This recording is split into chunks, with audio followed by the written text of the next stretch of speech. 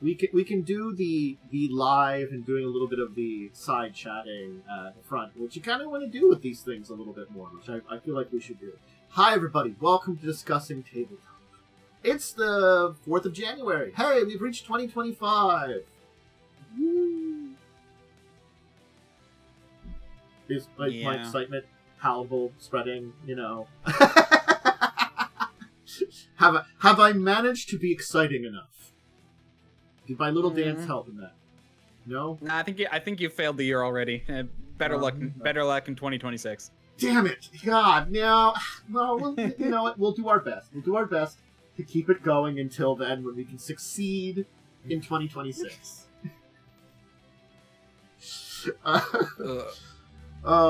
hope everybody's weekend's been going well. How's your weekend going so far, bro?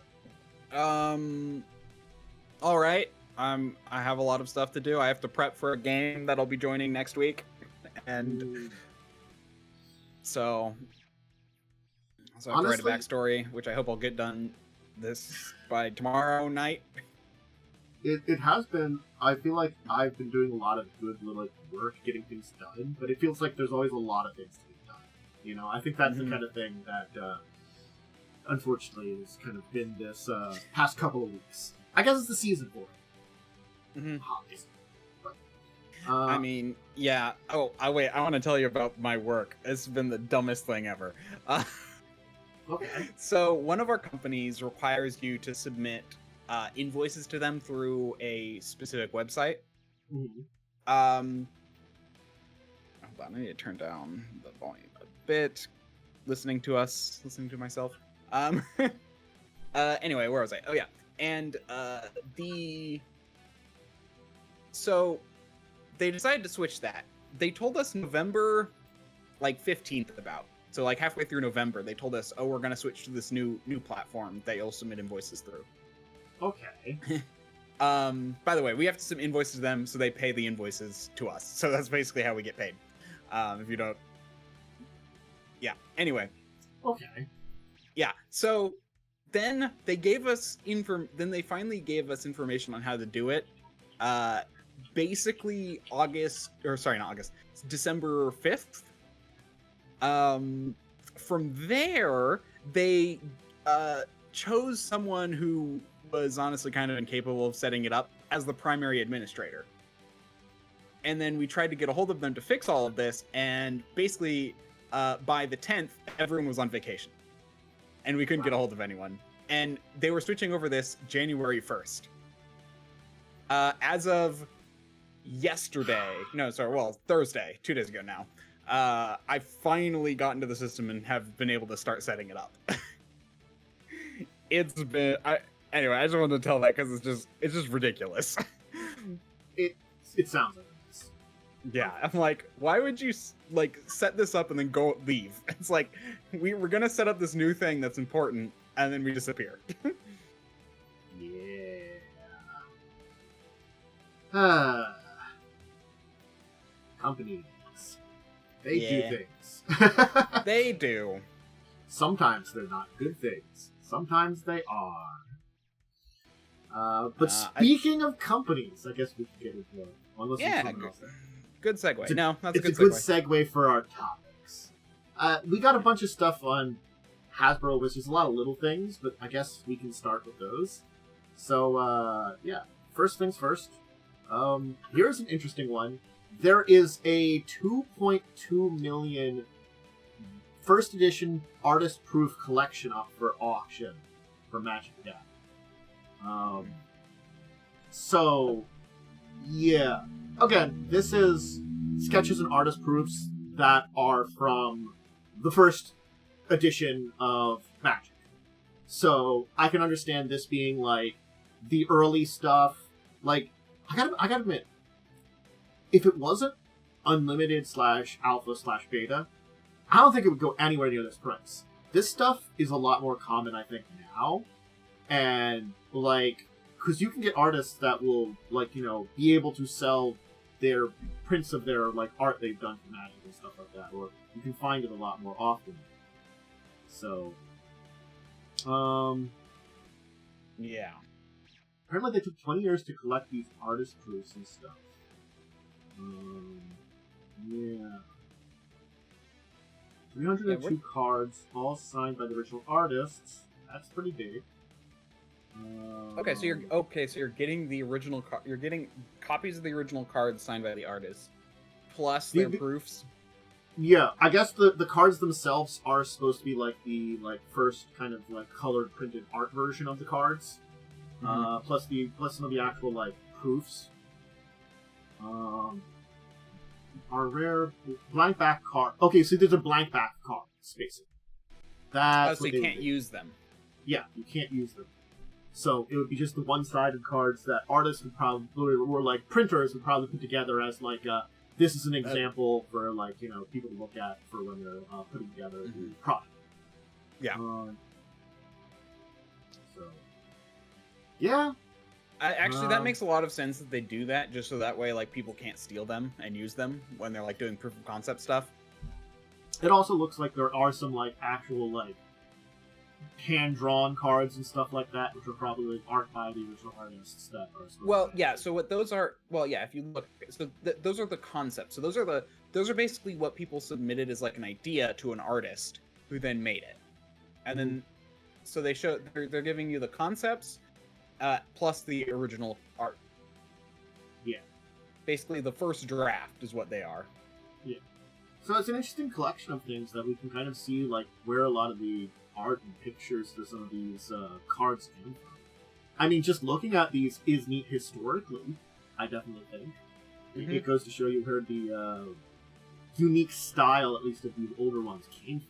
Some of them are very different, too. Kind of like, how did Magic the Gathering start? It's Richard Garfield who developed it. But I don't know the exact story behind Richard making it. That's a question that probably people have answered, but off the top of my head, I don't know. I just typed in how was Magic, and it said finished for how was the Magic the Gathering created. Let's see. Well, Richard Garfield had been working on games since 1982. Yeah. So he was in game design. Let's see.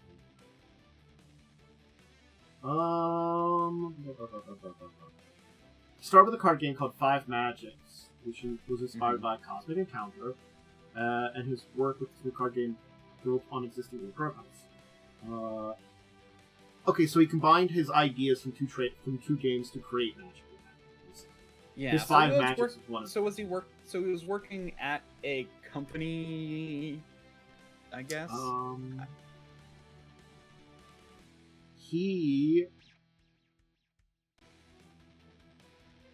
I think he was working with Wizards, old Wizards, the original Wizards, like because Wizards of the Coast, I guess, comes from because this was like 85. Wizards of the Coast's.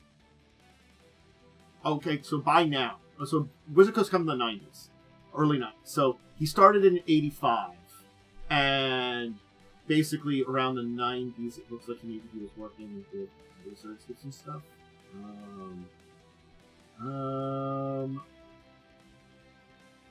Because at first Garfield and Addison called the game Mana Clash and worked on secret during a lawsuit filed by Paladinian Games against Wizards. And they were able to protect the game's intellectual property by using a shell company, Garfield Games. Interesting. Yeah. You can find it as we're talking about. Yeah. Just the words you're talking.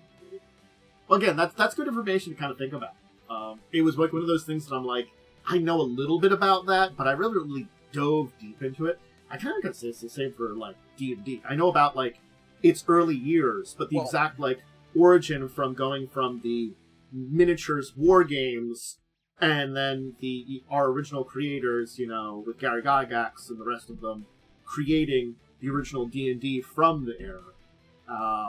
I don't know the exact full process that happened there. I mean, well, yes, but honestly, that one's at least a lot more easy to wrap your head around because, in my opinion, there's actually like some like ideas that like this kind of thing has probably been done. It's just that was finally the period where, you know, like honestly, in the same way you might like create your own game, it makes sense to me. Like you just kind of start branching off and do your own thing until finally you're like, hey, maybe we could sell this. It was an evolution of stuff. Like Yeah. it was an evolution of those old like fantasy war games and stuff became D&D. Which the thing and is, then you're like, this. what if we just, you know, did this way instead of following this rule, and until it became its own thing. Yeah. I think there is some evolution here, but there is definitely this big jump here that comes to the inventation of trading card games as we know them now, which is very interesting. And because trading card games are weird because they really are a major like corporate entity thing. Like only corporate entities can create a trading card game successfully. Companies, and not just like I wanted to say corporate, like the big city, because I think you need a certain amount of outreach to make them successful. The thing is, also corporations can be a lot smaller than you think. I guess that's the way of saying it too. I'm just thinking company rather than corporation, because there was a lot of companies that created a lot of them. And I will say, there wasn't a lot of success in some of those early CCGs, but they are out there, and there was like, because I don't think original Wizards of the Coast would be probably more company than corporate. It was able to create magic, you know, the old Wizards of the Coast. Granted, it's gone corporate now, and it has helped it to grow to what it is. But I was using corporate as a like synonym for company, but I think I feel like it's too. But yes, they're similar but slightly different. You know? Well, yes and no, but like here's the thing, like. No, like legally, no. Well, yes, but no.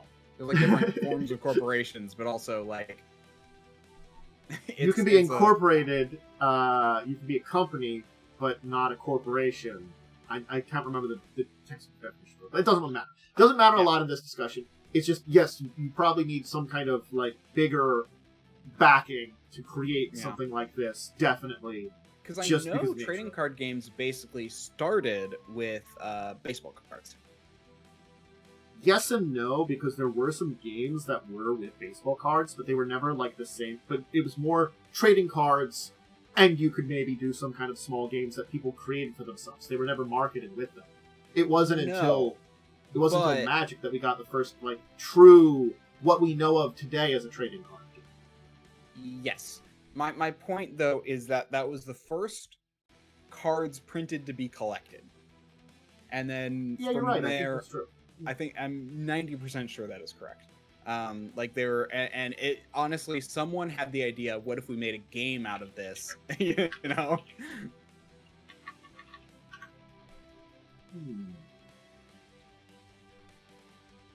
Yeah, because baseball cards, I think, are the first trading card. They're not the first trading card game.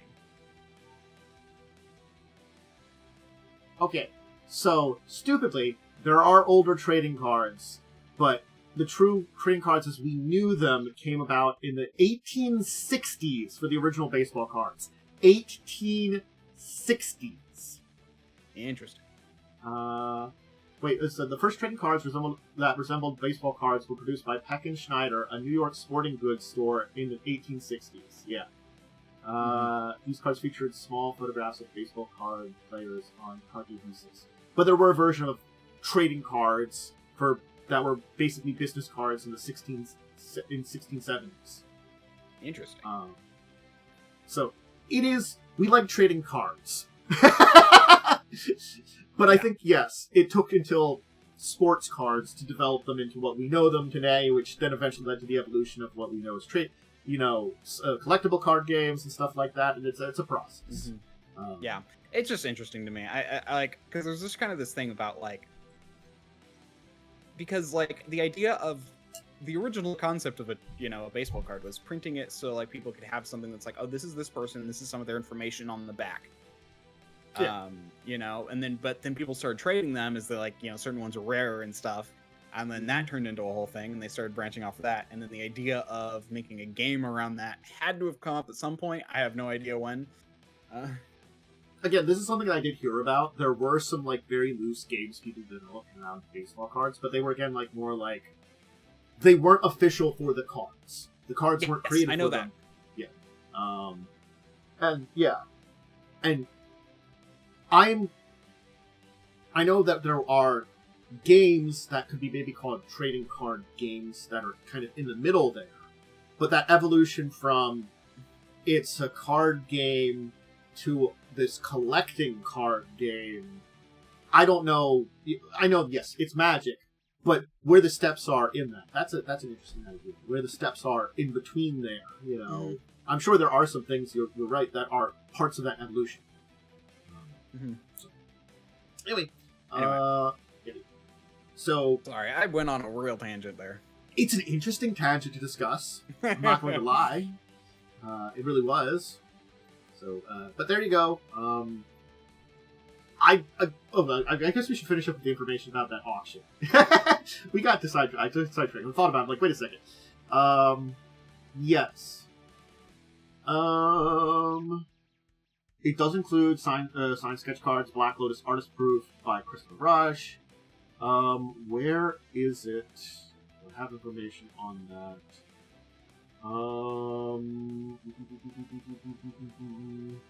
Okay.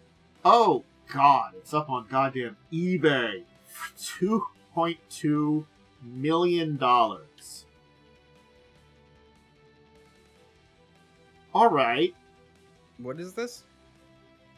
It's up on eBay. Oh, this collection thing. Yeah, this collection thing. I'll link that if anybody wants to take a look at the eBay page. That's where it's at. So, yeah. Man. I guess with something that's expensive, he's got to be verified by to a degree or something. Mm-hmm. It is up there. Anyway, if you're interested, you did not need that. If you have $2.2 million and want a lot of really cool stuff, I mean, it's a collector's interest in you.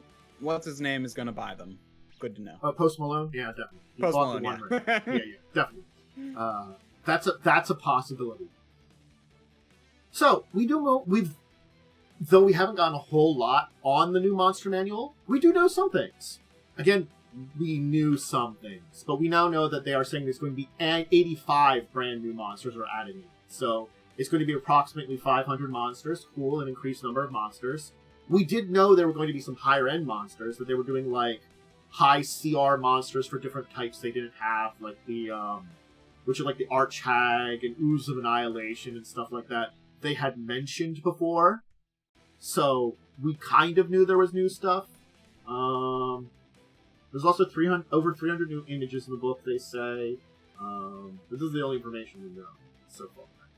I mean, it's some updates.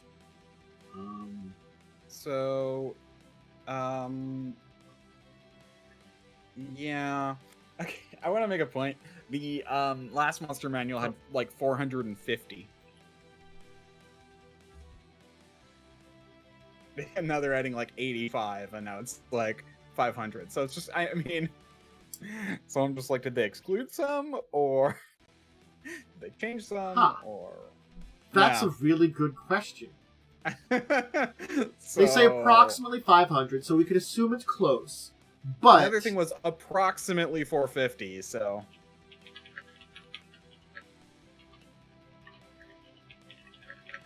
I wonder if I can find an exact number. Yeah, I'm looking up the exact number.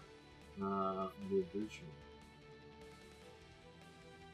How many creatures are listed in the monster? 450. Oh no. Actually, I found something a while back that might help.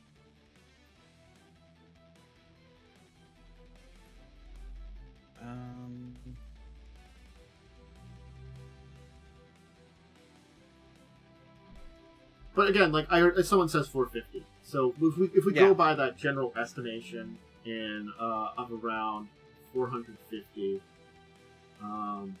I like how Gaming Nexus says had over 350 creatures in it, and the Monster Manual 2024 will have 500.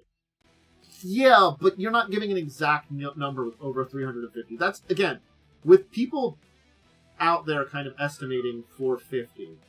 And I assume that includes all the, like, the smaller things that are there too, the like NPC types, the critter types, and stuff too. Maybe like around, like, that could add a lot. Yeah, that's interesting. Huh.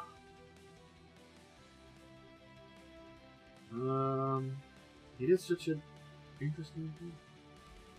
Yeah. I mean, I know there are approximately about 1,000 creatures currently. Yeah. So, 2014.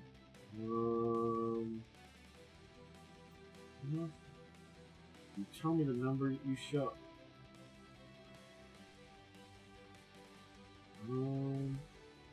How many do you show per page? 1, 2, 3, 4, Okay, I found something, a source, that was someone who made an Excel sheet, and then I searched Monster Manual, and there are 440 creatures in this. Okay. Because just filtering the... I did try D&D Beyond, and I just filtered the Monster Manual 2014 All Monsters. And there are 25 pages, and each page... Now, the 25th page, not filled, but each page had 20 monsters in it. So that was at least 480 monsters, nearly 500. Now, granted, I do think some of these things are like... It looks like small variations, or like, you know, things like when we have the dragons, breaking them down in each type and stuff too, like with age categories and stuff like that. Well, this one breaks them down into age category. Okay. Yeah, and how much did that have, you said? 440. Okay. There might be some, like, things that are weird on D&D Beyond search, so, but still, 440 plus 85 would be 525. I guess that's over 500. I can say it's close enough. Yeah. They say approximately 500, which is why I got, like, kind of confused. But I guess 525 is approximately 500. So also they further confirmed that nearly 20% of stat blocks will be brand new. Okay, here's what I'm going to say here. If 20%, that means of the old monsters, only 15 of them have brand new stat blocks. If they're saying nearly 20%. Because 85 is 100 is 20%. Granted, brand new might not be the same as edited, but none of what they're saying and the numbers that they're showing really support me being like, cool. You know, I feel like it's that thing of, like, it's very marketing way that they're saying things. And I don't want this, like, general public marketing. I'm a role-playing player interested in this. Market it to me. This feels like general audience marketing. Yeah, so there'll probably be about 17 creatures which will have changed stat blocks, according to this. Again, I'm thinking there might be minor changes to some of these things, and that might not count as a brand new stat block. But that does mean, if we think of it that way, there might be like 17 creatures that have completely new stats and stuff like that. That's interesting, but we just don't know what. I don't know. I think what's honestly more annoying here is that means 80% have the same stat block. Yeah. So why are we getting a new book? Why didn't you just put out a supplement and say use the old book? Here's the thing. Is it going to be the same? Well, if it's completely the same, okay. But if it's that same but slightly tweaked, maybe then. But then again, how many tweaks is it going to be? Is it enough? You know, again, you are right on that track of the way they're saying it. Yeah, you don't really need it. Where's the updates? I don't know. It's supposed to be rebalanced, like, yeah, they might have some rebalancing for... I know they've talked about rebalancing higher tier monsters. There was a video that came out this week that I haven't had a chance to sit down and watch. That was people those playing. might not be new. The people were playing with 2024 rules using 2014 monsters. and testing some backwards compatibility stuff. Interesting. I have to see that kind of stuff.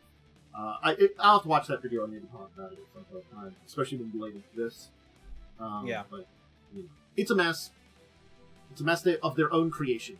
So hey, we just have to watch and see for this one. We'll talk about more Monster Manual when we... Also, it says many of these new stat blocks will be to add either high CR or low CR variants of existing popular monsters. So we're not even getting, like, new monsters. We're just getting variants. Yeah. I don't know. Which is... Well, okay, to be fair, I actually think it's important that there's variants, but I just kind of wished also that, I don't know. It just, like... Maybe things will be rebalanced and better, and that's the whole point. But also, I feel like just there's so little change. It just feels like there's so little change. So, we can move on, though, to more D&D news, because we're getting D&D Pinball machines! Okay, I'm not gonna lie. This is not for me. I'm not a big pinball person, but I think there are pinball people out there. I'm gonna link to the, YouTube video by Stern Pinball that are showing off their stuff. The iTyrant pinball machines. I think they are doing 3 different ones. No, 3 different versions of it. It's the iTyrant one. They're calling it though. It's a $7,000 pinball machine. It's a pinball machine. They're expensive. Oh, the Tyrant's Eye. Sorry, Tyrant's Eye. My bad. I was dyslexia. No. Anyway, yeah, a D&D Lego. Oh no, after the D&D, yeah. So there's going to be one that Lady of Pain and Strahd will be. Did they say? No, they don't actually say much. Anyway, because honestly, they don't even show a picture of it in this thing.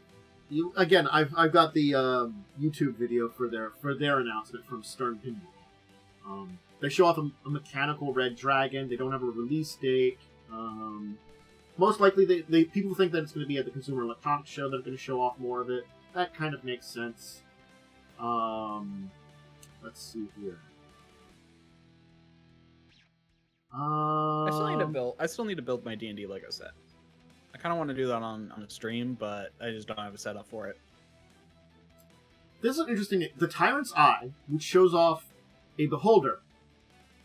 They say players are chosen members of Dragon Shield Guild trying to defeat the Deep Dragon Queen Tiamat, who's hatching a plan to rise again, including triggering the War of Dragons, with Xanathar, Valinor, and Sam Master all fighting for power. Why is Xanathar there? Why is he involved in Tiamat's? This seems like a very weird concept, just to show off a lot of like fancy looking things. Yeah. The Red Dragon's pretty cool. Apparently pretty advanced pinball animatronic. Neat. Okay, the Tiamat dragon thing is kind of neat. They have Wrath the Relentless, the Red Dragon, who's voiced by Michael Dorn, the guy who played Worf from Star Trek. Michael Dorn. Okay, they got a big name. At least as far as I know, in the nerd world. Apparently this wasn't their first pinball machine. It starts pinball. I'm sure that, or D&D pinball machine. D&D pinball. Okay, but it looks like there's one made back in 1987. It's been a while. It has been a while. I'm just surprised it's not their first.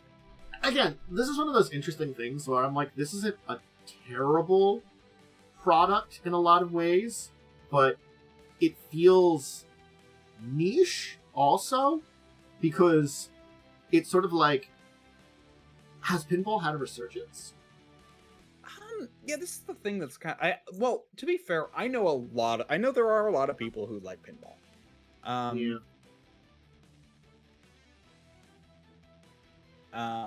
Stearns could have also like it because it feels too random, but I feel like you're good at it if you need to. I mean, if it's Stearns paying Wizards for the license, that might be something too. I feel like there's been a lot of that kind of thing with people paying Wizards for the license and stuff. I hit the mute button but didn't mute. Sorry. It's okay. I don't know. We know they've announced it. They're big. They're the big pinball company, or one of the big pinball companies, and you know, they've kept going up until now. Pinball does still have its popularity in some places. So. Yeah, I honestly, yeah, pinball's weird. I like the idea of it, but I'm also never been good at it, so I never cared because I don't want to just practice for hours and waste a bunch of money to. I'd love to be one of those people who.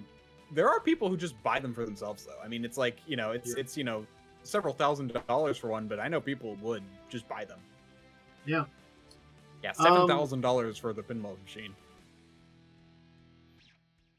Apparently, there are people who are really into pinball and will just buy that. Randomness and stuff. It looks like they're trying to for something like very interesting and unique, and I think that's why, like, I would like to see more on what it actually will end up being, just as like an interesting concept of. Maybe they're trying to integrate more than just images, trying to integrate Dungeons and Dragons things into the story of the pinball. And I know that you can kind of have that, like the animatronics and setup and stuff like that. They can kind of like do fancy things, but a lot of that also, like, I know my experience with pinball tends to be on the video game side, where they can have a lot of weird fancy stuff sometimes. Where it's usually a mini game or something like that. Of like, oh, you can also play some pinball. Oh, they also have a premium edition that is 9,700. And then they even have a limited edition which says contact us for pricing. Oh no, so sorry, it says sorry, I missed that. It does say 12 basically 13,000. Neat. It still says check for availability, but I was just like contact us for availability, and I missed that there was a price listed there. I just feel like it was a little bit. So, this was something that I did see happen, but I didn't really look into it because I honestly did not care as much, and I thought it was stupid. But hey, guess what? The mainstream media picked up on some stuff from D&D, and it's dumb. Apparently a bunch of people are focusing on things like the change from name from race to species and trying to make a thing out of it or something. Yeah, you know,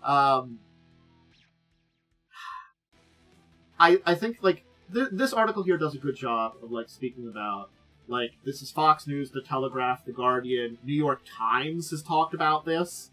Really?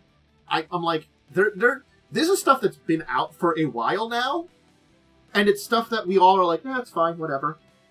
I mean, you know, I think that's the big thing about what I've always been like. It's terms. Doesn't it? We want to change it and have it something that reflects more the language change. Fine. It's fine.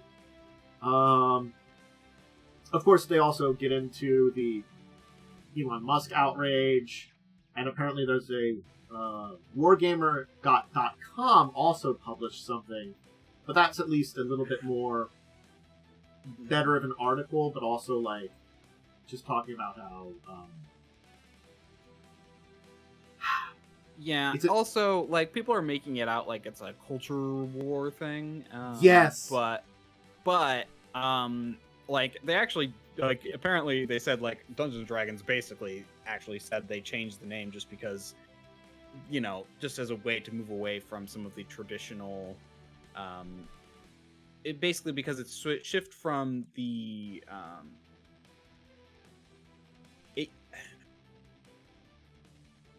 more traditional vernaculars to terms that feel more appropriate to our world now, and also to what it actually is supposed to reflect. Okay, here's the term. Well, no, so what it is, it's supposed to be, because terms have changed a bit, and we've talked about that on the past, but they basically said it used to be they use these terms for specific reasons which have changed. Like, race was because the different races had a specific, like, role with specific, like, purposes, where now they're just different species. Because the idea of a race, I think, was also just that they behaved a certain way as well. I don't know if that's better or worse, but now that, like, they try and make things more general. Yeah. I mean, like, there's also an interesting article about from Wargamer, which I feel like actually is an interesting discussion, because I kind of feel like it's an interesting discussion because they talk about how they're presenting orcs in the player's handbook, and like, you know, orcs are very traditionally the enemy kind of thing from like Tolkien. I think it's the thing of like Pathfinder worked to change their more traditional things, like goblins, hobgoblins, orcs, kobolds. They were always traditionally enemies. They could still be an aggressor to you, but they are more nuanced and have stories and reasoning behind it and have shown possibility for evolution. It's just old cultural things that are ingrained into them, which in the new Galarian are evolving. Hey, they built it into the story that they're getting better, rather than just, it happens. You know, and I feel like that's where, like, D&D Player's Handbook maybe fails. They just kind of had it happen. You know, changing it one from, like, you know, orcs bad to orcs good. You know, you flip a switch, and why? You know, it's fine to look at them and have them evolve as a culture and stuff like that. Talk about that. Just don't do it. I'm not going to get into the Wargamer thing, but I guess it's a couple of things that apparently people are picking up, that there's a lot of changes that are going on in these kind of things. The terminology changes, moving different species around to where they're represented a lot more. I mean, it's not a culture war, but it is also like, I think it's not a culture war because it's really wizards trying to avoid issues. I think that's what it is. It's also like, it's also not a problem. Like, that's the thing. Like, I actually think it's a more accurate term, along with a lot of other people. I was like, it's whatever it is. Like, there is an old vernacular. It's like, it was the appropriate use of the word, is what I was kind of saying. If you want to change it's fine, but it's whatever. I mean, here's the thing. I always thought in the biology term, because you can actually call something like a race in biology, and it's a population within a species that is distinct in some way. But they've moved away from that idea that these are like twisted humans to like these are different people, and I think it's a different species, you know, like so. Whereas like race implies they're all of the same species, in biology. Yeah, again, like, I think I argue against, like, I can see both the changes and argue kind of in that middle of a lot of the changes they've done there. I think a lot of them are fine. Some of them I don't agree with, but I don't think are terrible. You know, the direction that D&D has been going. But I do agree, like, with at least the Ian World article that I presented there, there really isn't cultural war reasons. They're just making it cultural war reasons. And it's like, why is the mainstream media picking it up for that? Why are you adding us into that kind of thing? Just stay the fuck away.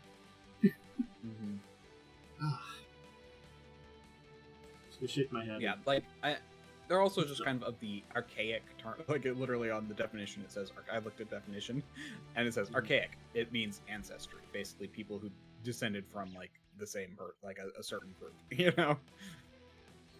I like also, like, they're like, these people did discover the things for 4 months. Even though D&D is a lot in the culture. It is. But it took them 4 months to pick up anything, and then they're reporting on things incorrectly. I guess, like, maybe there is I won't say it's completely incorrectly, because there could be a core of what they talk about, because I haven't seen all their articles, that does relate to that. But I think it's like, there is more to it than just what they're talking about. Yeah.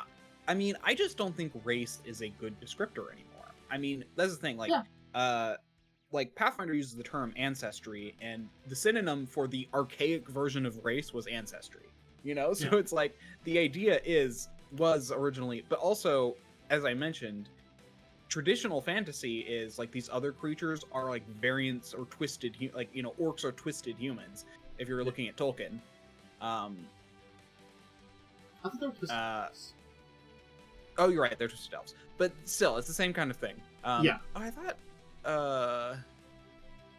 the Uruk-hai are like orcs then mixed with humans. I think is where I was thinking. Yeah. But the idea is they're twisted. And that, so they're part of the same species, is in traditional fantasy. Meaning the subdivision is race.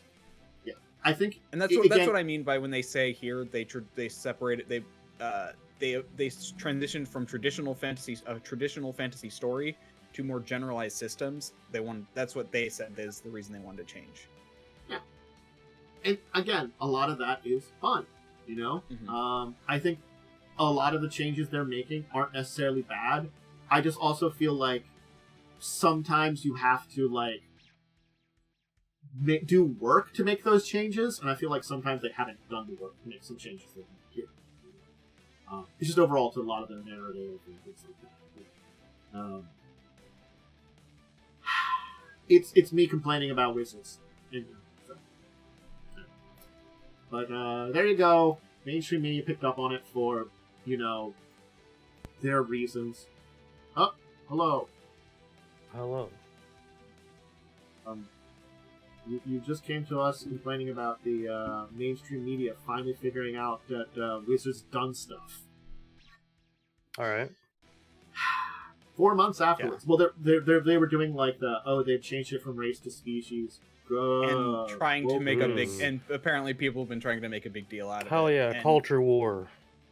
Yeah, and like, it's so funny because like there's certain parts of culture war that I hate, but this I'm like, it's such a non-issue. It actually makes more sense to change because it's a more accurate term for what they are, what the differences are. Why are we making a big deal out of this? Anyway, that's basically where we're at. So there's some more like stuff that we can talk about D&D really that's actually really nice. There is an art book out for 50 years of D&D art. The Art Arcana book is now out. So yeah, from all the stuff from the old days up to 5th edition, it's a art book that combines a visual history of a lot of the stuff from Dungeons & Dragons early years. I feel like it's a very good thing to go along with your the book that's the 50th anniversary. The history of D&D First Edition or whatever. Yeah, so you got the history book, you got the art book. These are good celebrations of D&D's 50th anniversary, and I'm very happy that we get this. Apparently has over 700 images, which is really cool. So. Yeah, it's an art book. I like the evolution of the beholder. Yeah, it's interesting that like it's got such a the little like sphere with tentacles. That's the original one. Is so weird looking. Yeah, the very original one is like the sphere with like little head with hair with eyes on it, and then the second one, which is the like same kind of thing, but like they make it creepier, and then it actually kind of evolves into what like we know it as from there. It's very interesting to see the evolution of D&D's art because, like, I mean, first edition is just the art's not really there. Yeah. Second edition has some pretty fun art, though it's a little I don't want to say grungy, but very basic. Yeah. 3 has some pretty grungy art, and I like 3's art a lot. As someone who is currently making a character for a second edition game, I can tell you, yeah, it's kind of It's kind of like this is neat, but you can tell it's very basic art. I think 4E is a little bit of an evolution from 3E's art. And 5E is just like we cleaned it up a lot, made it visually. I think 4E is very good as well. I'm gonna make a controversial thing. I don't actually like a lot of 5E's art. I feel like honestly fair. I'm not the biggest fan of the art style that 5E goes for. I much prefer 3 and 4E. Here's the thing. I'll let you talk about that. I kind of agree with that. There's just something about 5E's art, the way he presents it, that's just it's just I don't like it as much. It looks nice. It's very good art. It's just I prefer kind of the grungier look. You know why? Go ahead, Gordon. I'll say why. I was just about to say.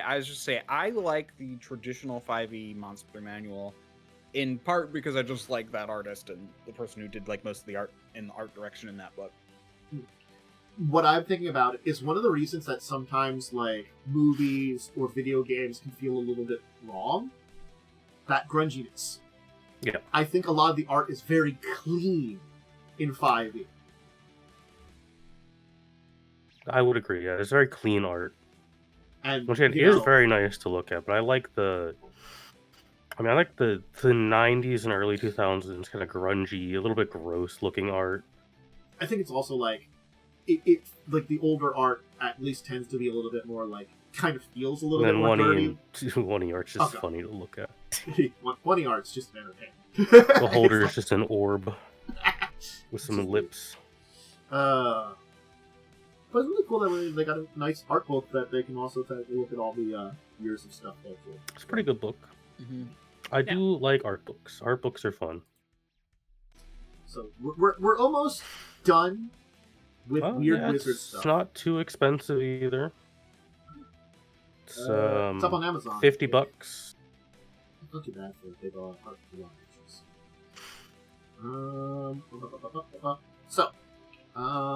Final D&D one, and then we got one more Hasbro topic for today. They did a lot of little things this week. Apparently, Hasbro signs a D&D gambling license with Games Global. I'm tired, boss.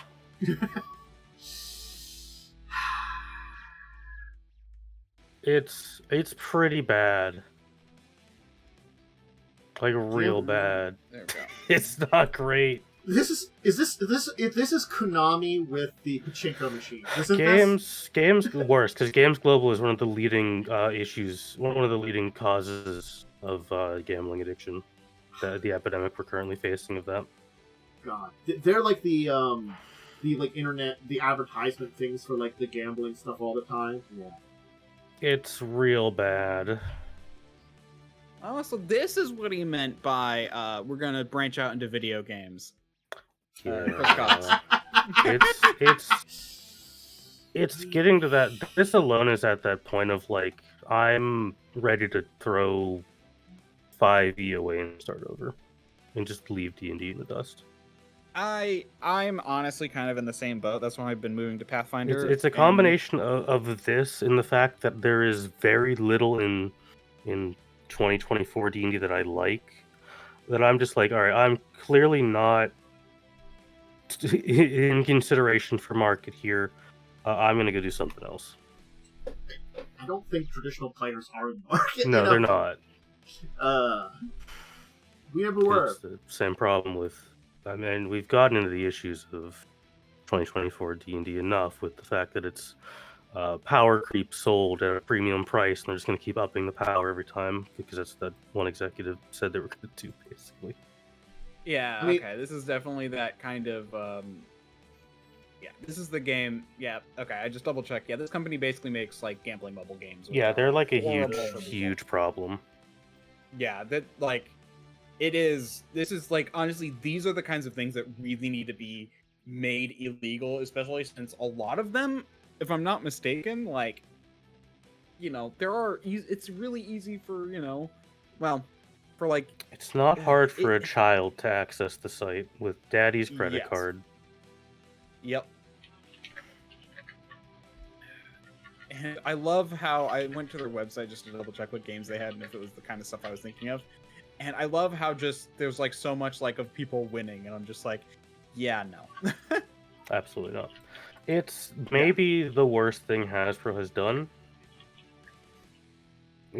I mean, like, it comes pretty close to being worse than the OGL stuff. I mean, the reason it's so bad is because it's literally a way to get younger people into gambling. It's literally the point of making deals like this. Yeah. No. It's very disheartening. As someone who has fucked around like 20 years in this hobby of like, man, I'm getting old. I can't be like, time to start over. You know, it's like I don't know how much time I got left. Yeah. I mean, it's more stuff that just shows us how Wizards and Hasbro are Hasbro just killing everything in their brand. Woo. Which kind of like is, and here's the next part. It's becoming it's literally becoming just a money grab. Like, what's the best way to make money? Pretty we don't much. care about our brand. We care about making money. If it grows, which is baby. why everyone hates. Yeah, which is why everyone hates What's that one company which made Metal Gear, but they just Konami. made a bunch of gambling. Konami, because they made a bunch of gambling machines and no one ever, Well, it's and like they don't have to make games Konami anymore. at least stopped making gambling machines They make And potato and chips. went back to making games. Well, as soon as there's more regulations in Japan, then that's what really they'll have to do. Bro, it's so bad. But I mean, like, okay, so there was one other article we could kind of turn to this because it kind of talks about it. Also, And someone wants you to do a villainous monologue. Yeah, I'll do it at the end of the show, kind of after we stop the recording, before I stop the stream. Don't want to interrupt things too much for our thing here. But so they've republished an old Star Wars board game with complete with classic action figure. This is kind of neat stuff, and I think that's the big problem I have with Hasbro. They can kind of give you cool stuff like this, but then they I played this board game. So this is from 1977. And it's one of Kenner's board games, I guess, that they have control over now. Yeah, because I don't think Kenner still exists. I think Kenner's long gone. Apparently their parent company was General Mills, the cereal company. That makes sense. It's so weird. Yeah, Kenner was bought by Hasbro 24 years ago. Okay. So this is something that just they've had on their kind of back burner, and they're like, we can reprint it. And it's a cool thing. I mean, like, that's the That's pretty thing. neat. It's neat, but it's like, how much they charging for it? That's my question. Let's take a look here. Let's order on Amazon. Price. Also, I think you should do it before you end the recording, the villainous monologue. Do it at the end of the show after the Star Wars retro game for $25. That's not that bad. No, that's not bad. I don't like Star Wars enough to buy it, but Yeah, I don't care. But it's cool history. Yeah. Also, the little Tarkin action figure. Comes with an action figure like it did originally. Hey, do we want to speak of Hearts of Iron 4, the board game? I'm going to say this now. Hearts of Iron 4, it is a level of grand strategy I have not gotten into. Your life is better for it, honestly. I can grab the website, too. The website. That's the announcement video. Where is it? Yeah, here's the game found for it, which is not live yet, but I will likely be backing this. It's by Steamforged, who make good board games and not so great TTRPGs. Steamforged, yeah. I mean, it's because they have a EU4 board game as well, I believe. So it's not like this is a new thing for Paradox. Because I think EU4 was a board game originally. There's a Stellaris board game too. There is a Stellaris board game. Apparently, it's very good. I've not played it yet. So, they've got a good track record for these kind of things. They do. Hey, it's a better alternative to Axis and Allies, which takes way too goddamn long to play to be an actual game you could ever pull out. Oh god. my friend always wanted to play that. I think the last time I played it, it took 10 hours, and we gave up. Especially since he was just good at it, and no one else was. It just takes way too long to play. I know Joe's tried it before. I've tried it once. We got 2 hours in. We stopped and we never came back to the game. I think I've only played it like 3 times, and all 3 times it's not very fun. It's just it's like a 10-hour board game. It's like, to be fair, for us it was only like 4 hours, and that's probably because my one friend was good at it and the rest of us sucked. one person knew what they were doing and took advantage of that, and the other people. Hell yeah, I definitely didn't lost. experience that this week with a different game.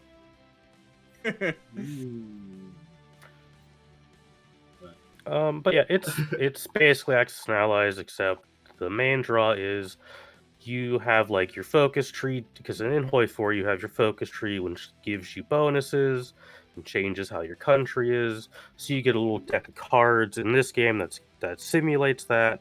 So you could start as say fascist Germany. I'm not going to say the word YouTube doesn't like. Because you gotta be careful saying certain names that existed in World War II. Yeah. Basically, evil it's, Germany. Not the letter Z.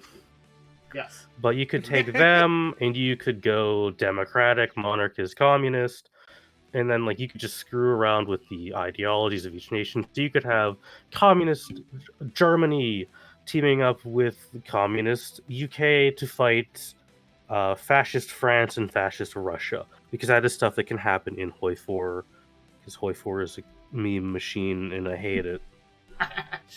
It's gotten so bad. 2 to 5 players, 3 to 4 hours. Which is about as long as playing a normal game of Hoi 4 takes if you don't have a computer that sucks. Looks like they've got 2 nations they haven't announced. This is the weird thing, because originally I was like, well, it's just going to be America and Japan, but this board is only Europe and North Africa. So I think it's Spain and Poland. Yeah. Because those are the only two to me that make sense. So I see Germany, Russia, France, UK, Italy. That's Italy. Oh, that's Italy from that time period? Okay. That's evil Italy. Ah, fascist. So I don't know the other two then. Yeah. I think it's gonna be. I feel like it's gonna be Spain and Poland, but I mean they could do a pool and be like Finland, because Finland actually did stuff in World War II. I mean, fucking Hoi 4, it doesn't matter. You can play Chile in Hoi 4 and become a world power, because that's how it works. It looks interesting from it. It seems complex, but again, it's a long game. It's a paradox game made into a board game, so it's gonna be a little bit like crunchy. Yeah.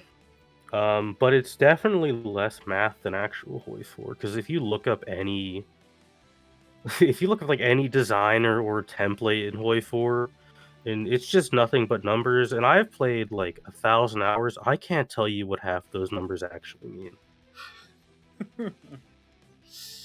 I think I'll stick to Stellaris. I can't, I still don't know how to build a boat in Hoi 4, like how to design one from scratch. I don't know how they work.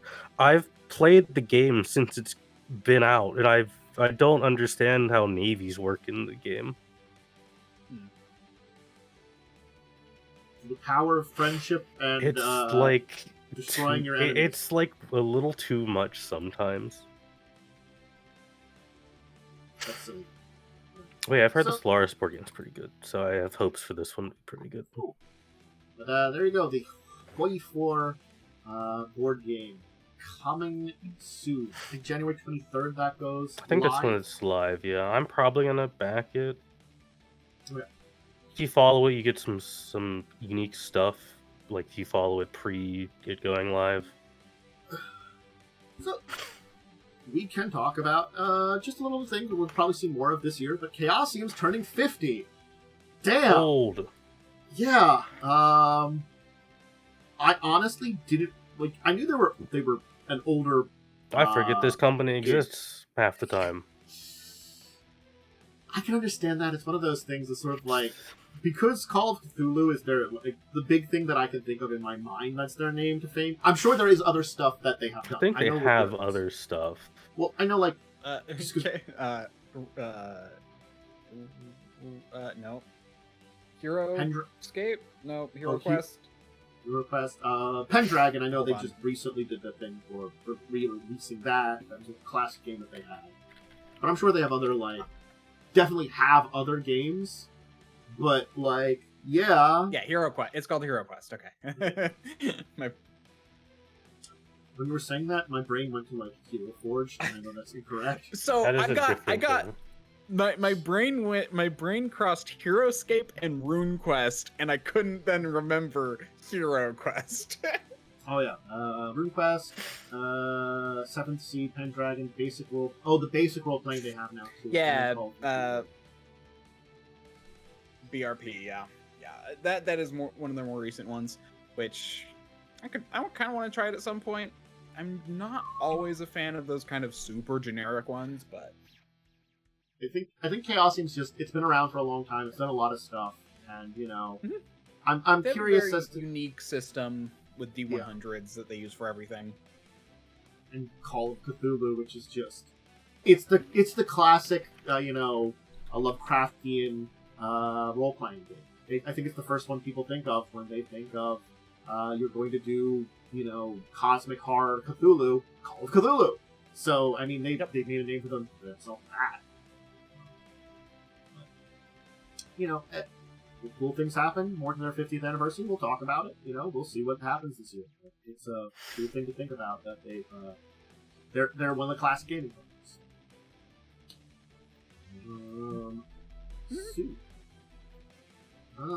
We have from Multifius just a little thing, just look interesting a little bit. It's Forgotten Ruin, the adventure war game that's for their 5 Leagues from the Borderlands, but it's a standalone game that's powered by that, which is a complex way of saying a lot of different things. Anyway.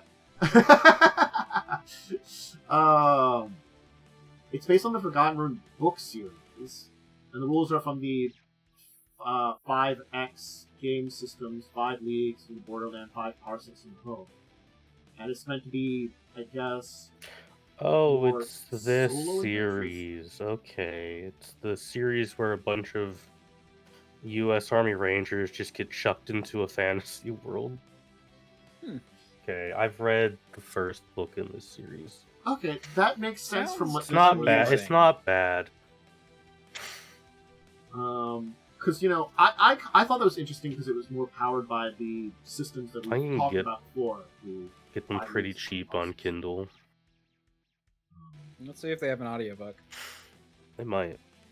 It's military fiction, so they might have an audiobook. Good old military fiction. People like it. I'm not the biggest fan of military fiction.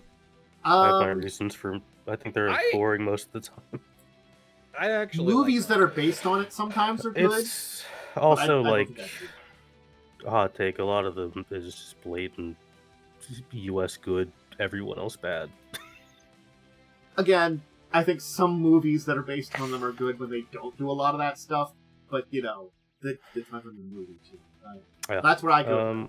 Anyways, this is what they should have done with that really bad Monster Hunter movie instead of making it a Monster Hunter movie. That's basically what this book series is. You're not wrong. You're not wrong. God, Monster Hunter. That movie was, was bad. Don't think they have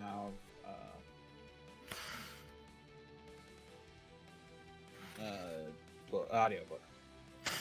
Shame. I think it's also a ton of anime based around this idea. Oh wait, they do. I was looking. I spelled something. I think there are some anime around that idea, definitely. Gate, I think is one of them. That one's bad. That's a secret harem anime. It is a secret harem anime. But, you're not wrong on that one. So, but yes. Hey! I love the picture of the people rappelling onto the dragon. I really like the Minotaur in the U.S. Army shirt in the next picture. Some good pictures. So let's talk about Dune and USAopoly and a product that I'm like, you know what? No, this is fine, maybe. Dune has come to Risk, or has Risk come to Dune? This is a weird one, but also isn't there a lot of that kind of political thriller stuff in Dune? Yeah. Okay, this is a weird Risk map. Yeah, I looked at the map, and that's the other reason that I wanted to talk about this, because I took a look at the map and I'm like, this is weird. This is unusual. I mean, there's already a better Dune board game. Sure. Yeah. To be fair, I think it's Dune Imperium. Yeah. But that one also takes a billion years to play. I mean, this is at least Risk, and it looks like it's very simple Risk because it's just the one map there, so you're not having to cross the world as crazy as normal Risk. No one's turtling in Australia this time. You go ahead. Yeah, what I find funny is that it's because it's just a freaking it's just Arrakis. It's just a single ball of sand, and it's just divided into little chunks, and it's just okay. Is someone playing the worm? Because it's a worm token. I hope so. I hope the worm is playable. I hope the worm is a faction. That's just it's such a like weird but also like kind of game. Thanks you. Like this is not the low end of USAopolis things. This is like this product is fine. It's still Risk. Yeah. Which means it's fine, but there are better board games. Yes.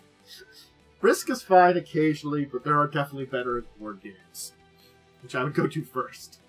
I guess there are some people that really love it out there, but hey, you can take over Planet Arrakis, You could be the guy, you could be him, Paul Atreides, and you could do some really bad stuff in the second book.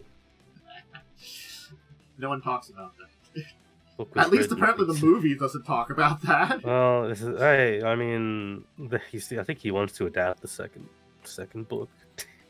Isn't the second movie now? No, the second movie is the second half of the first book. That's what I mean. The first book's so goddamn long. I want to make one of the like little things, like little blurbs they put on the back of the box is play through pivotal movements in the story of Dune, and just like yes. It's Risk. The narrative game of Risk. Oh god. Alright, one final news article, and it's a sad one in a way, because people are losing their jobs. That's the bad part of it. There does seem to be something else going on, because there's like this border thing with pictures. I don't know what's going on right now. The game is weird. But Party City's closing. The only reason I'm talking about this, they did sell tabletop stuff there. They had some areas with board games. Bro, I haven't seen a Party City in 10 years. It's one of those things, I'm pretty sure I've seen them around, but where? I could not tell you. Actually, I know where one is, or where one was. I know it closed recently, though, so that now I'm like, okay, this is why. Apparently they're closing. The last time I went there was, I feel like 4 years ago, to get balloons for something. So there's one down in so there were technically 3 in my general area. 2 to the north, it looks like one in Allentown, one in Bethlehem, and 1 to the south, down the major corridors. That's more on the outskirts of the suburbia zones, outskirts. Only one near me is, which is, You cut out right when you cut said out for a the second. one near me. And I was worried that my sound died. The only one near me is in Monroeville, and I mean, that's like an hour away. Okay, well, here's the thing. I don't know where one is well, obviously they're closing, so that might be why I haven't seen one in a few years. But there was one near me that's literally like 5 minutes away. I only know this because it's in the Monroeville Mall, and I went there recently. It was right by the Home Depot. To buy some books at Barnes & Noble, because there's a really nice Barnes & Noble at the Monroeville Mall. So apparently they've been in Chapter 11, and they're probably converting to a Chapter 7. Doesn't surprise me. I'm gonna be real. Yeah. I mean, Amazon kind of killed Party City more than like a lot of other things, because like...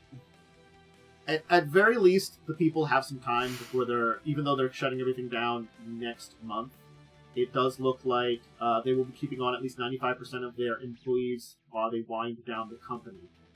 So, it's a shame, and you feel sorry for the 12,000 people losing their jobs. A lot of new places for Spirit Halloween to open up. Not wrong. Yeah. A lot of new places Honestly, for them to show up. Well, what's really funny is I do know that the Party City near me, as I mentioned, closed. I feel like a year or 2 ago. So but there was a Spirit Halloween there. They show up everywhere. They do. They rent places just for the Halloween season, and they disappear. I think there might be some permanent ones, but I think like they mostly just appear as a store and disappear. I don't know how they do it. It's weird. Spirit Halloween.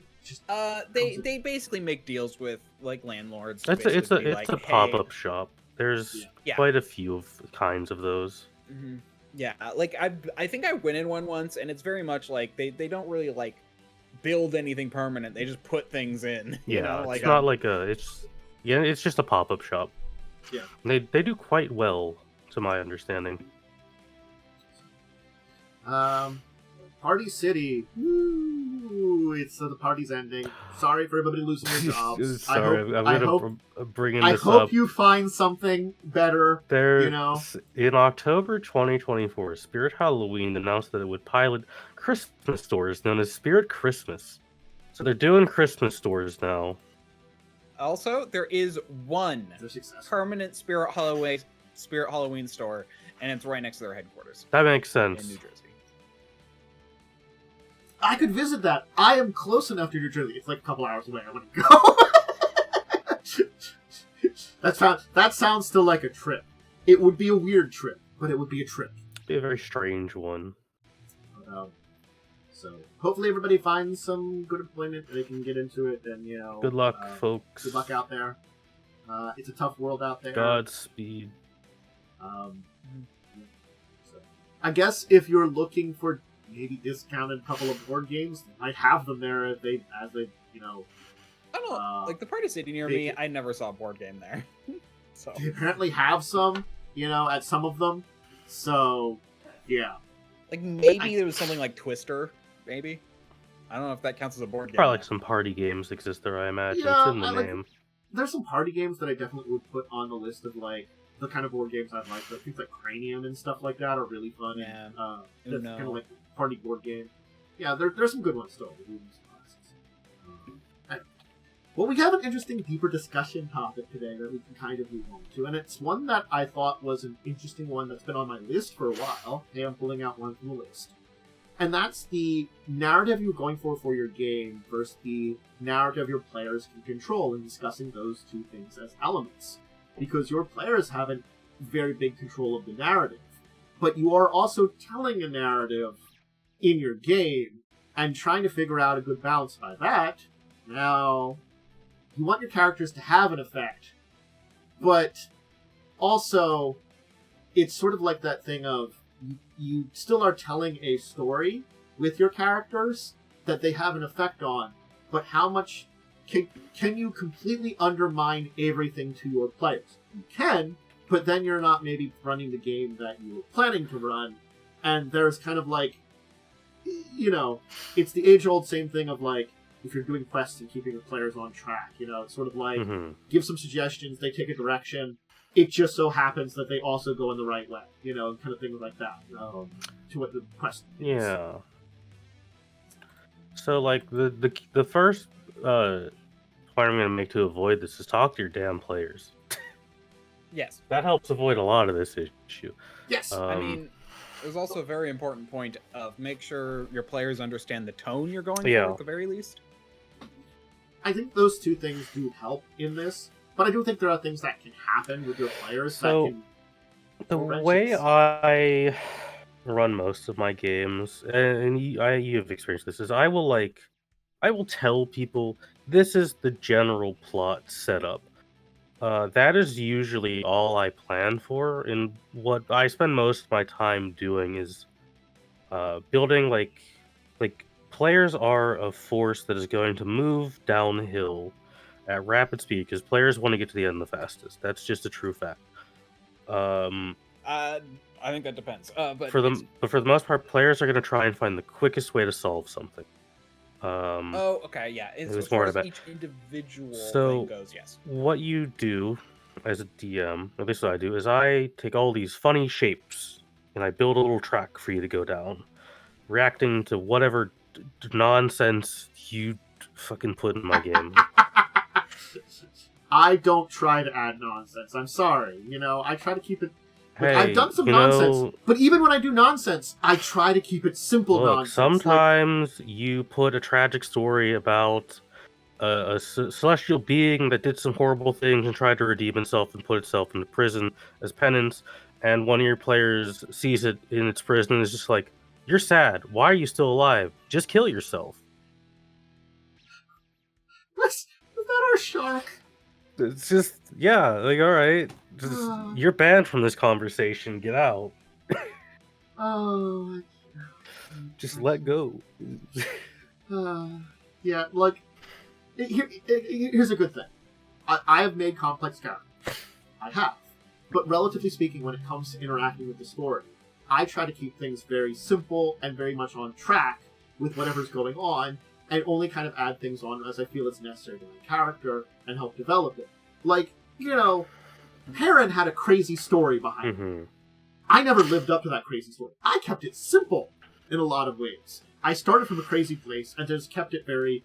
Your story involved a lot of football. That wasn't my choice! Your story involved a lot of football. I didn't want it to. The DM decided my story would involve football. I'm like, what? You had a lot of football in yours. It did have a lot of football. The highs and lows of high school football. That was just like, why am I here for football? That was a weird thing. Well, but I do think an elective, and so I think I'm pretty good generally at not going out of narrative of what a DM wants. Yeah. Because I'm very much I like to interact with the story rather than the world. So if a Pathfinder AP is you have to go to this bar, talk to this person. Here's these other NPCs that are vaguely interesting. I'm just going to shove all the vaguely interesting guys out of the way and go talk to the main dude. Yeah. I think a lot of times, though, adventures or a GM, we can present those things to players to possibly interact with, and, with a final goal, too. And most of the time, those interactions are fine, and they don't really hurt the narrative. I have definitely been in some adventures where some crazy shit has happened, but I also feel like aspects of the story remain because, we didn't do anything outside necessarily where the narrative went or where the GM could adapt us to. I think there was a game that ended up being a ship-based game that I was in that our DM later on said yeah, I wasn't planning originally for you to be on a ship. You were going to be traveling over land, but you ended up getting a ship by this random series of events, that kind of happened. And yeah, we were on a boat then. It was boat adventures. Yeah, I mean that does happen a lot. I think I was in a game Lightning Ran where that kind of happened, where we acquired a boat because a certain sticky-fingered rogue named Cell stole a couple 100,000 gold worth of mithril from some gnomes, and then we just bought a boat with it, and the boat became the adventure. I mean, it does in a lot of ways sometimes. Again, for the adventure I did, it was a little bit similar. Someone tricked us to going onto a boat that was being quarantined because of rodents. To basically we were supposed to be retrieving something for them. They were really stealing it.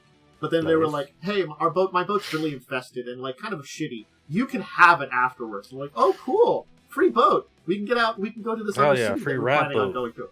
Yeah. But then the city attacked us and we were wanted criminals because apparently we were actually stealing that boat. And also there was possibly fire at the docks that was accidentally started. Yeah, that was no one's fault. It was the rat's fault. Clearly, you didn't do anything to start that. Clearly. And so then our DM was able to steer us to all the various locations where we could do the main story elements, or at least ones where the elements would connect to. And we were able to follow this kind of it was very weird Fury's Horseman of the Apocalypse story that was going to be told, in the Forgotten Realms. We were doing, which was weird because we were playing Pathfinder, but we were doing it. What a strange concept. Well, this was... I mean, if you want to play Forgotten Realms with the way D&D is going, probably better to play Pathfinder. Hey, I'm just going to say it. If you know 5e, you already know 80% of Pathfinder. Yeah. But this was early Pathfinder, post 3.5, and none of us had learned Galarian at that point in time, the Pathfinder. I think Skull and Shackles is kind of a good example of a game where the narrative kind of got fucked up by our choices a little bit, because we tried so hard to break that campaign just by just doing dumb shit. It is a narrative that I have to say is pretty weak. That's the thing about Skull to Shackles. It has a pretty weak narrative, which isn't necessarily bad, but I feel like we've talked about the issues of it. But that combined with a lot of the weird decisions and things you were doing just made things just work so difficultly. And we left the shackles for 2 months of just actual playtime.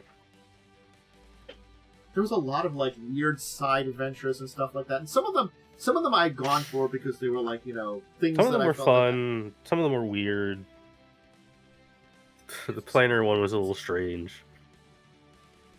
Where did you put planes? What plane did you? I can't remember. We went to Law Plane or something to talk to the dude. I don't know why we went to Law Plane, but I remember there was a court case. Oh, I think I know what it was.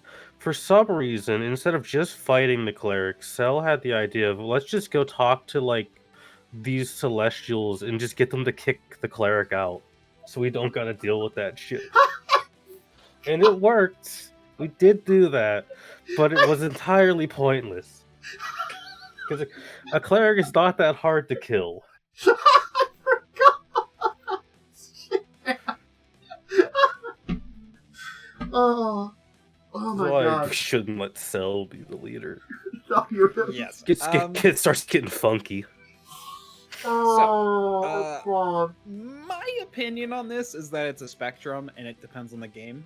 I agree. Yeah, absolutely. Because I for a one shot, I basically be like, "Hey guys, I control the narrative. Follow my lead." Okay. If players do not follow your lead in a one shot, it's a problem. It's a big problem. It's a really big problem. Yeah. Yeah, in a short little couple episode shot, they can go off the rails a little bit.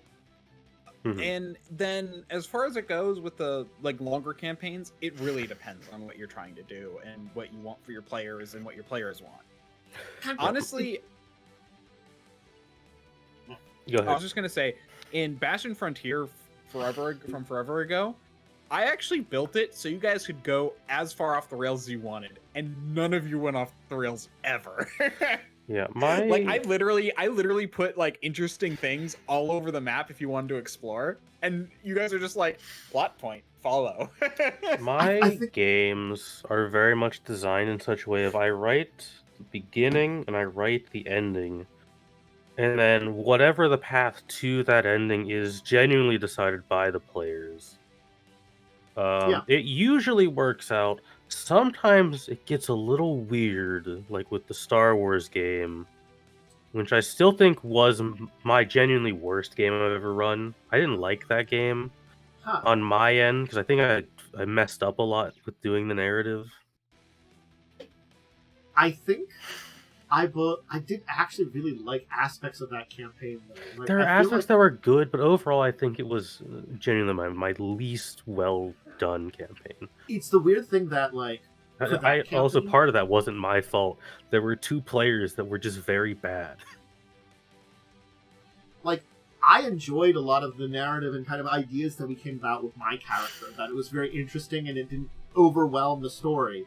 But I think maybe I was the exception of interesting characters. It also came down to only two people wanted anything to do with the narrative. I think I was one of them too. You and Lightning are the only two who wanted to do anything.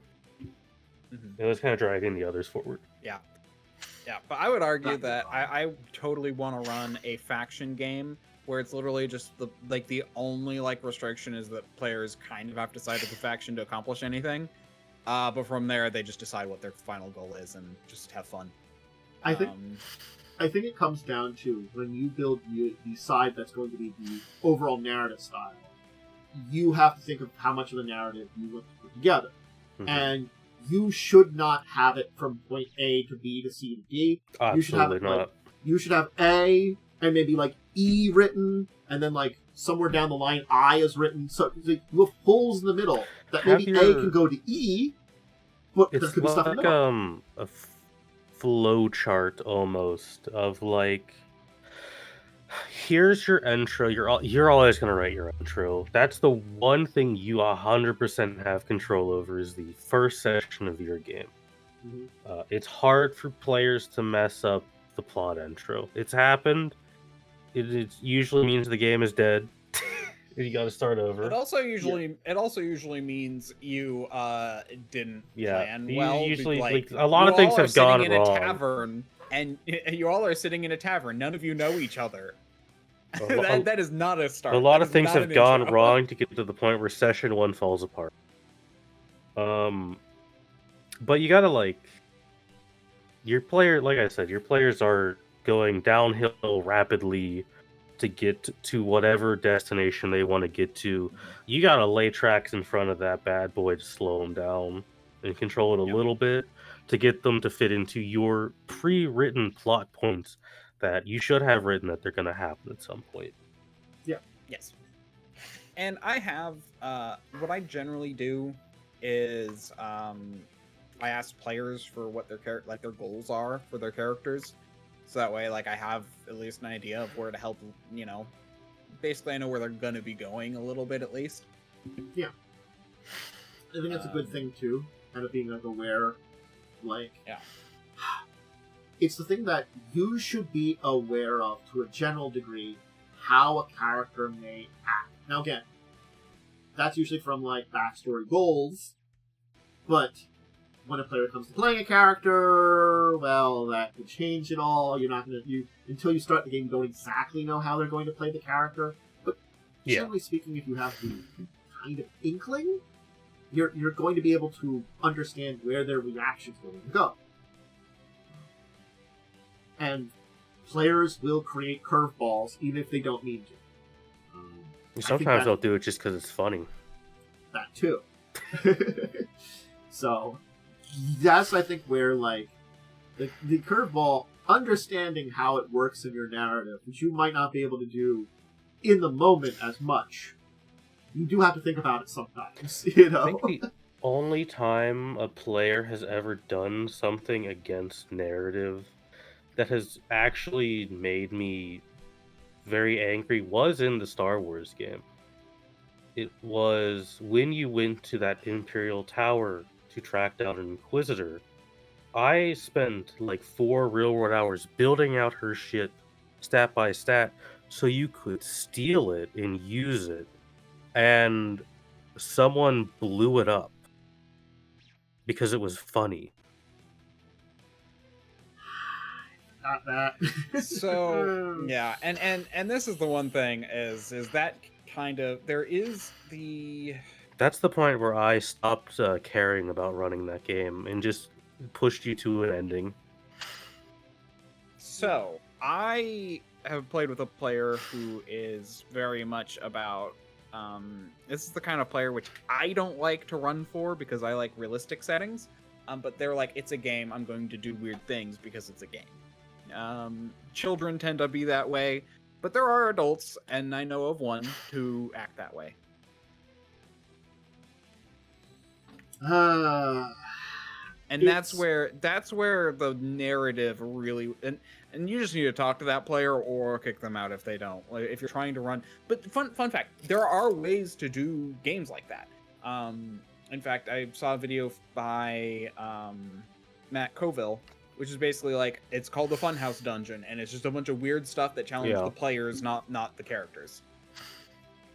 I think the thing I can think about that entire situation is if we take that situation about what happened with the blowing of the ship there, if the person had talked to us and been like, hey, I see the ship there, I think we should blow it up, we might have suggested checking in to grab anything that might be valuable or we could learn about first, and then let them do it.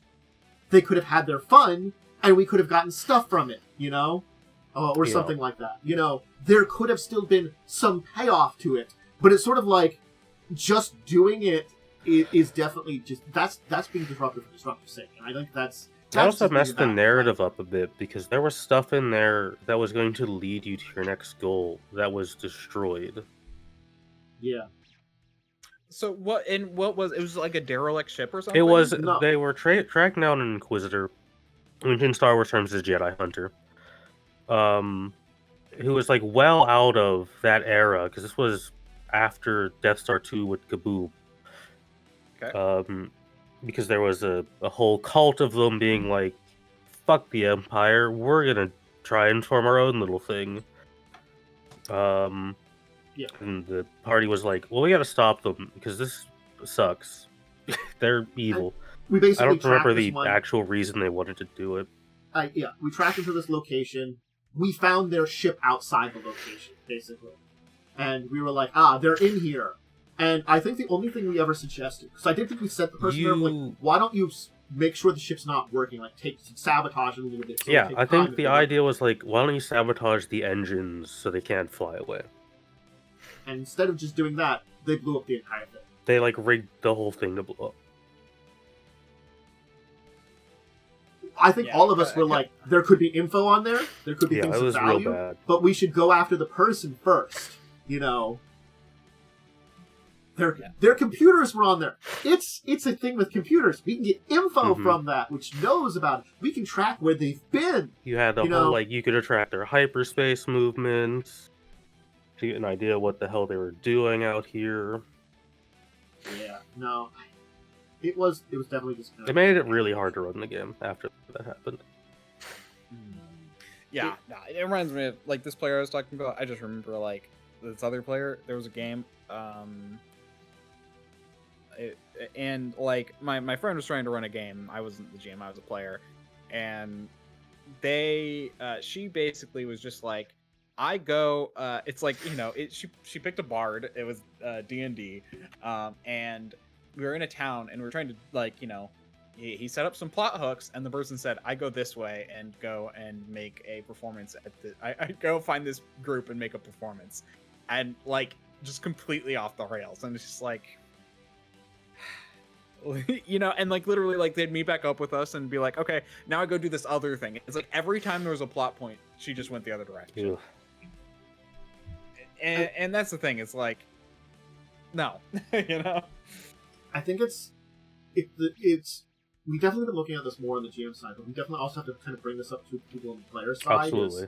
You as a player, if you want to play this game, have to engage in the game. Oh, definitely. You have to engage with the other people you're playing with. D&D it is not a collaborative story.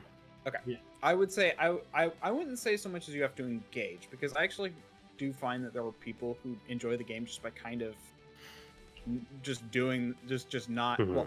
But what you can't do is you have to work with everyone else. If you're going to do something, you have to work with everyone else. I think that's a more important point, because like there are people who kind of sit back and go with the flow and are like don't interact super well. Yeah, because like you could 100% play like I'm just like the chill guy in the back who I'm here if things go bad. I'm not going to do any of the talking or anything.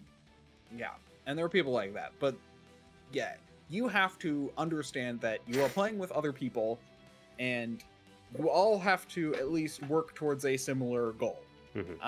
There are some times where it's like, you can do like where certain players can backstab each other and have goals that don't align, like, but you kind of have to set an expectation that that's a possibility.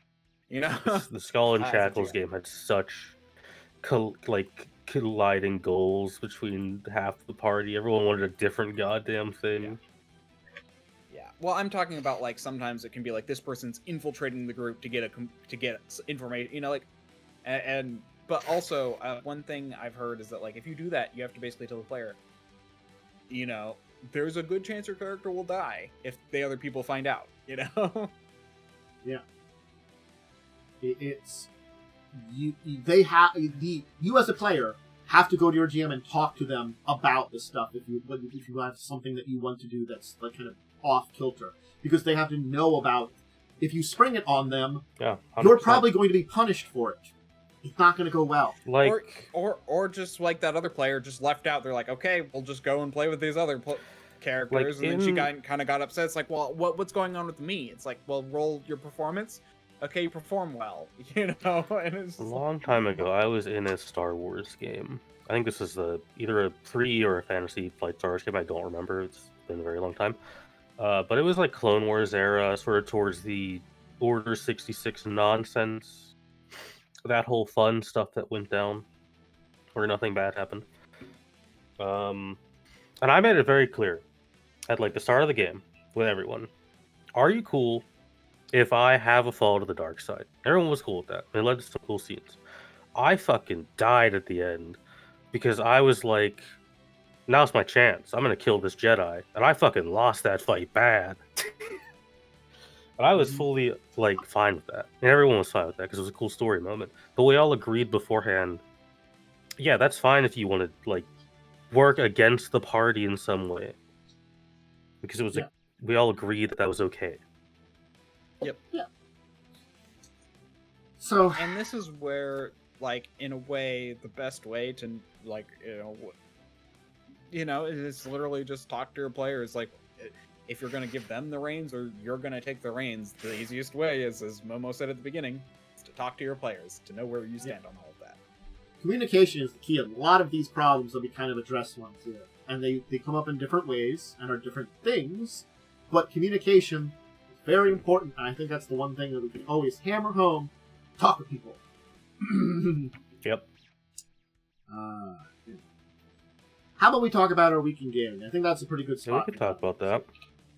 Did anybody do anything last Saturday evening? I don't think I did anything Saturday evening. How about Sunday? Sunday, I did do something vaguely tabletop related. Cell is running a very tiny Pathfinder 2e game.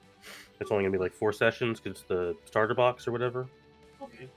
So we made a bunch of characters on Foundry. I like Foundry.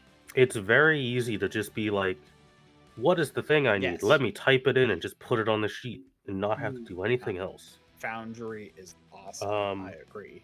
That was my first good experience with. I had a previous experience with Foundry that wasn't super great because it was a custom system, and that's hard to do on Foundry because there's no compendium. You got to input all the stuff manually. Unless you have someone who will make their own stuff, which I want to learn how to do. I think we were doing a custom Final Fantasy system, and it was just kind of really annoying to input stuff because you have to do a lot of custom math and shit. Just didn't use spell slots; you used spell points. It had its own spell point system, so we had to math that shit out. Yeah, I want to figure out, like, that's the one thing I want to do since I prefer spell point systems. I want to figure out how to edit the Pathfinder system to use spell points. But I'm playing a monk whose whole thing is I trip people and then punch them while they're on the ground. Playing an orc monk. Cool. Anybody do anything on Sunday we played Takanoko? Takanoko! That's right, we did it on Sunday. I thought we did it on that. Yep. The gardening, panda, eating bamboo game. It's fun. Yep. It's a fun one. Yes. Yep. It was my first time playing. I got last, but I was kind of close to also, like, basically had there been like one more turn, I think I would have been first. Like if Joe won. And I think if he had gone like one more round without scoring what he did, I could have won. We were all very close. Yeah, we were all very close. It was pretty good. So then we go to Monday. Good old Monday. Yeah. Anybody do anything on Monday? Played a little bit of Magic on Monday. I think you were there for like 2 or 3 games. So I do. Boy, let me tell you, I was hankering for some Magic. I don't think I want to play Magic the Gathering for like 6 months. I'm not going to lie. Like, I chose random decks that I searched, like, I did like Bloomburrow, and then I did like Thunder Junction, and I did Duskmoor, and I'm like, I just looked for random commander decks. I didn't really like your decks were anything. Like funny broken. Yeah. They weren't cruel broken. It also helped that you didn't know what the fuck they did. What? One was just mean, and I'm like, oh man, this deck's just kind of mean. That deck where it was so rude. I like blocked what it did from my memory. It was like a black-red, just really mean deck, and I'm like, oh, it was the Duskmoor deck. And I think I won that game. The Thunder Junction deck, the game I won. It was funny. The Bloomburrow deck, it was great. I just made I was like I made I made squirrels and, You made and hurt the people. squirrels was really funny. It was just I murdered people and made squirrels. It was very It was funny. I think I played the Necron deck for that, and I got bodied because I didn't get mana. Cheese decks, which is so like, Bro, wow. when you fucking pull out a deck that's like, I have this dude here who can, like, if I hit you, make you mill 15 cards, and then I can clone him an infinite number of times. You're fucking playing Yu-Gi-Oh! You're not playing Magic. You're winning on turn 2. That's not what Magic is. It was such a weird strategy, and I was just like, I was so like, what? You were bad. The thing is, it was like an unblockable. It deals 15 damage, but it doesn't actually do 15 damage. It mills you 15, and I'm like, wow. It's just a cruel asshole deck. Yeah. I mean, I played a deck that made rats and mice. That was fun. I played orc boys because I love my orc boys. I think I won with that deck, even though it wasn't a particularly great deck. Maybe it's less that we don't play Magic. We don't play Magic with. We don't play Magic with Jay. Yeah, I like Magic when it's like, let's just pick haha funny random deck. Yeah, that's basically what I did. Is I went into Moxfield and just like searched up just random commander. Because I'll look for like a specific commander, and then I won't look at what else is in the fucking deck. I don't even do that. I just like look. It's like, is this a commander deck for like Bloomborough? Cool, I'll play it. That's what I do. The Orc commander isn't a great commander because his card text is he must attack every turn. That's a good way to get him killed. He's like a 7/2. That was Magic. Tuesday we did my game. It's kind of a talky session. You made some plans. You've learned some things. The Mind Flayer invasion's getting worse. Yeah. The cult is generally getting kind of worse. But you've gathered your allies. You've made a plan. You're gonna go collect some sparks of divinity and become demigods. And you're gonna punch an evil bird in the face. The only way to fight a demigod is to become a demigod. Exactly. You don't technically have to do that. It would be harder, but it is doable if you don't do it. It's that kind of thing of like, I know my character would be like, I don't really want to be a demigod, but we are fighting one, and this is probably the most practical way to You're gonna be, like, if you don't kill this bird guy, he is going to try to resurrect a literal god. So, yeah. You do need to be a little stronger than a mortal to kill that. Yeah. So, my character's all for the practicality of it. And, yeah, this is probably the best thing. What game system are you playing? This is just a very like customized 5e. Got it. Yeah. Because the 5e Lightning and I have made is barely even 5e anymore at this point. It's just kind of used to the shell. Fair.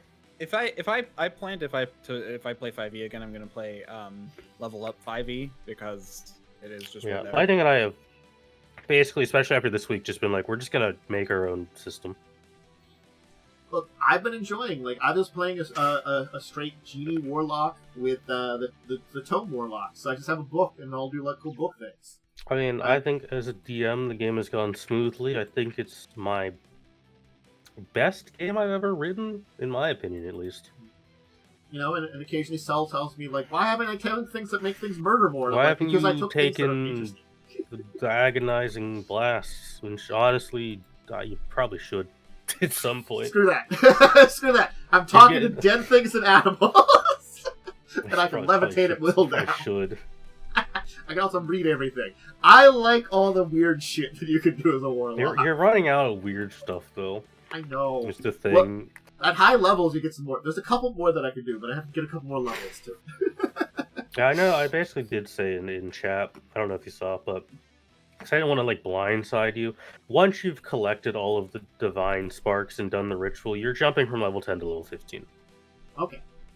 So you will have plenty of choices to pick stuff. Yeah. There's some other warlocky things that are a little higher level than I haven't done anything on Wednesday?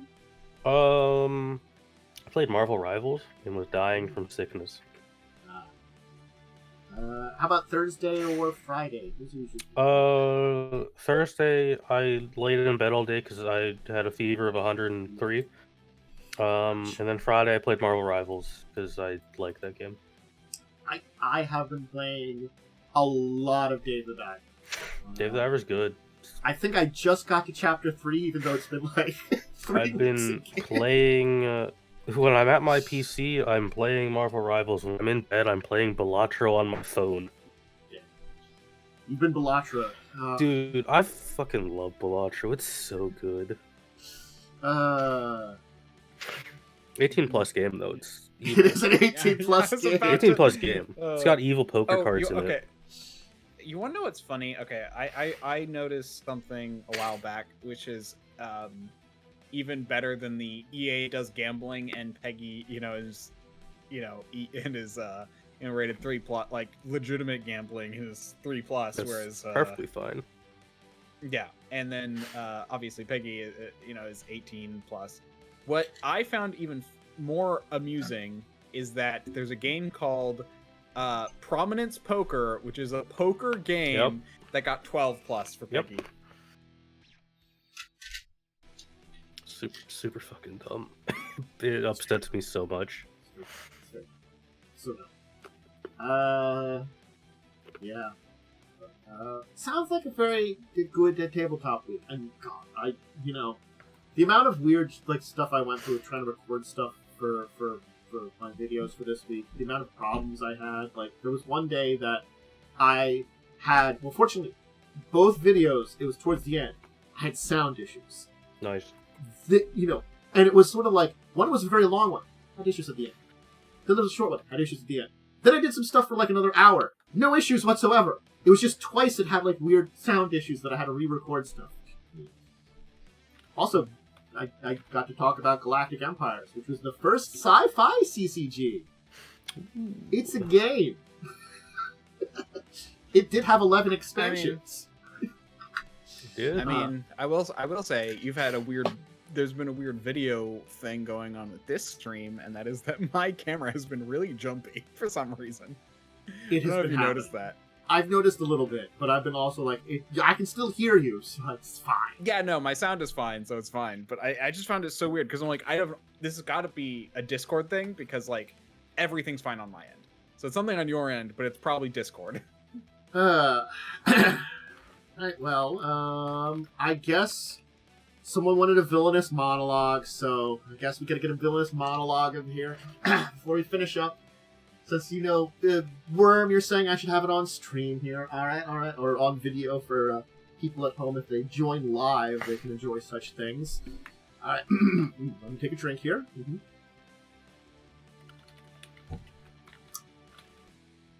You are foolish to think that you could continue this way. I have control of IP. With it, I shall market my version of you to everyone, and I'm completely within the law. There's nothing you can do to stop me from earning thousands upon you and having you drawn through the mud. I'm merely your manager in this case, so all the backlash of the strange product lines, your new hero-based swords and backpacks. Ooh, how about rations made in your faces? Yes, I am the most insidious villain of them all. One who uses the rules against you, and there's nothing you can do about it. If you try to harm me anyway, well, your loved ones will face retribution for it. I've already arranged everything. I control it all! Now, how about we arrange gambling in your name? Maybe some form of machine that can have images of you, great heroes on it. I'm sure the local masses would love to pour many money into it, and they'll never win. Only I will win! Alright, there you go. There's your Konami, Hasbro-esque evil villain. Forgot to do your honey sponsorship during that. Man, I wait for that second video.